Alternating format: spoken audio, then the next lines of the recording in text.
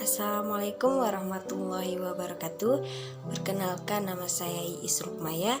Saya dari kampus IAIN Fatahul Muluk Papua, Fakultas Tarbiyah, jurusan Pendidikan Guru Madrasah Ibtidaiyah semester 5. Baik, saya di sini akan membahas materi saya yang berjudul model pembelajaran yang digunakan mengajar PKN di SDMI.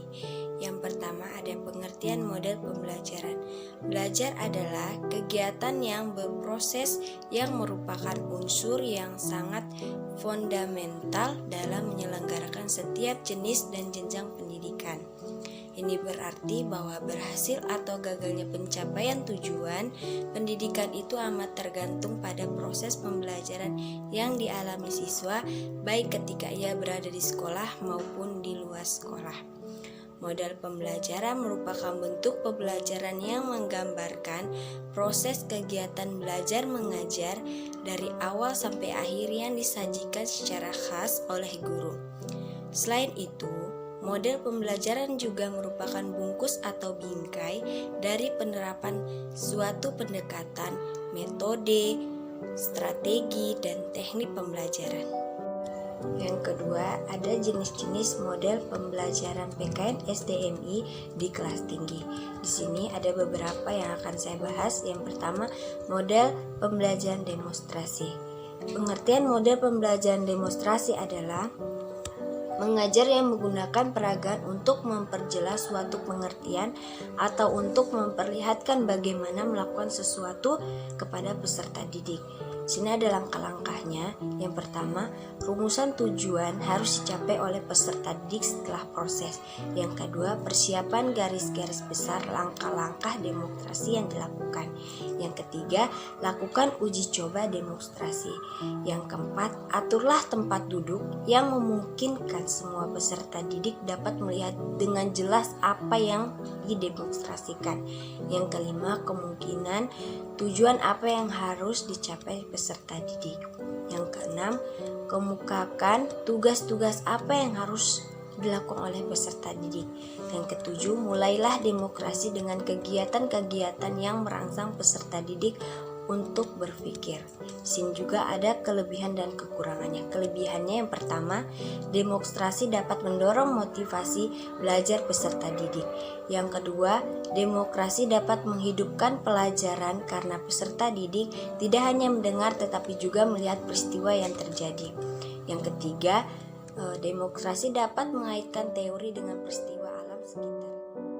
Yang keempat, demokrasi apabila dilaksanakan dengan tepat dapat terlihat hasilnya. Yang kelima, demokrasi seringkali mudah teringat daripada bahasa dalam buku, pegangan atau penjelasan pendidik.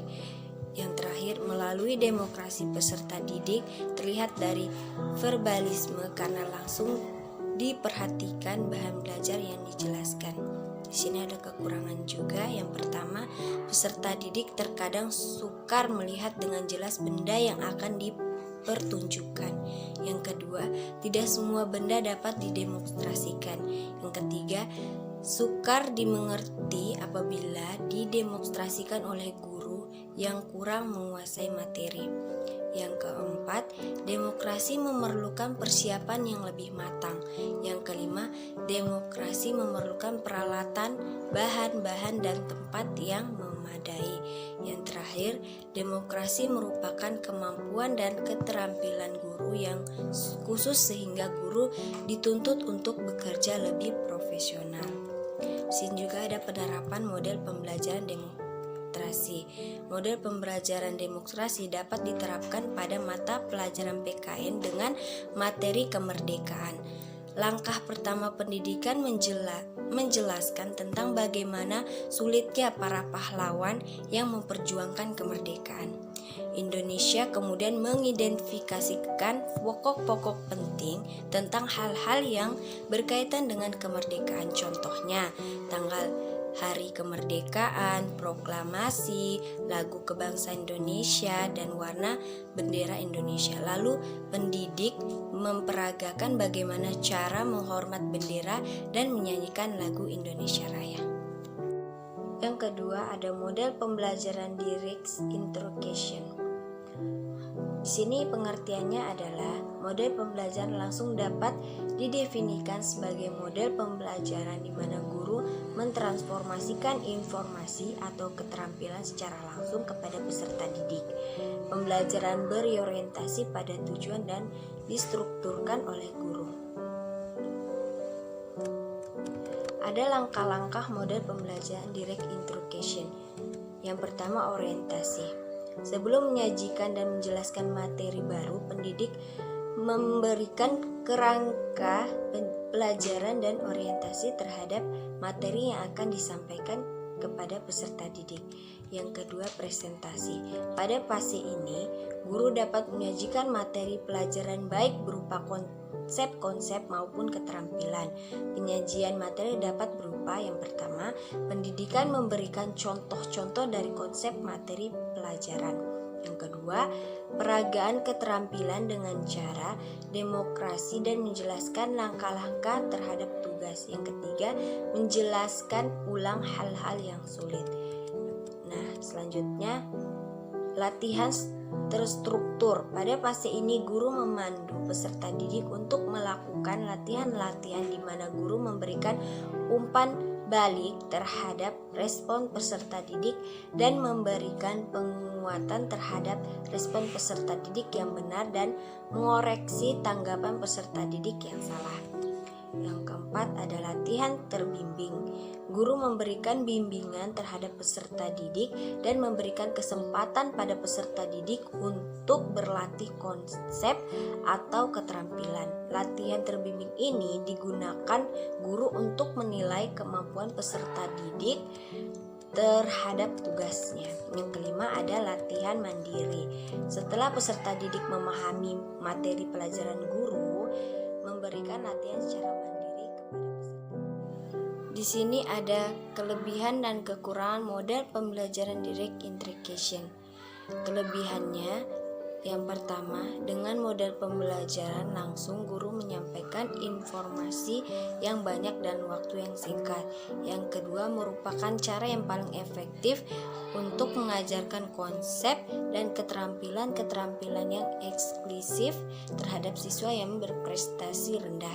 Yang ketiga, guru dapat mengendalikan isi materi dan urutan informasi yang diterima oleh siswa. Kekurangan model pembelajaran direct instruction. Yang pertama, model pembelajaran langsung bersandar pada kemampuan siswa melalui kegiatan mendengar, mengamati, mencatat. Yang kedua, model pembelajaran langsung melibatkan banyak komunikasi satu arah sehingga guru sulit untuk mendapatkan umpan balik mengenai pemahaman siswa. Hal ini dapat membuat siswa tidak paham atau salah paham. Yang ketiga, model pembelajaran langsung sulit untuk mengatasi perbedaan dalam hal kemampuan, pengetahuan, pemahaman, atau keterkaitan siswa. Yang di sini ada penerapan model pembelajaran direct instruction. Model pembelajaran direct instruction atau pembelajaran langsung dapat diterapkan di SD, mata pembelajaran PKN kelas tinggi dengan materi pembelajaran mengenal pemerintahan desa dan kecamatan sendiri. Tempatnya di kelas 4 semester 1 sampai 2. Pada materi pendidikan menjelaskan secara langsung tentang sistem pemerintahan desa dan pemerintahan kecamatan. Kemudian pendidik menjelaskan lembaga-lembaga dalam susunan pemerintahan desa, yaitu kepala desa, perangkat desa, badan pemusyawarahan desa, lembaga kemasyarakatan, kemudian lembaga susunan kecamatan meliputi sekretaris kecamatan, seksi pemerintahan, seksi pembangunan dan seksi perekonomian, seksi kemasyarakatan dan seksi ketertiban. Mungkin itu saja yang dapat saya sampaikan, kurang dan lebihnya mohon dimaafkan. Assalamualaikum warahmatullahi wabarakatuh.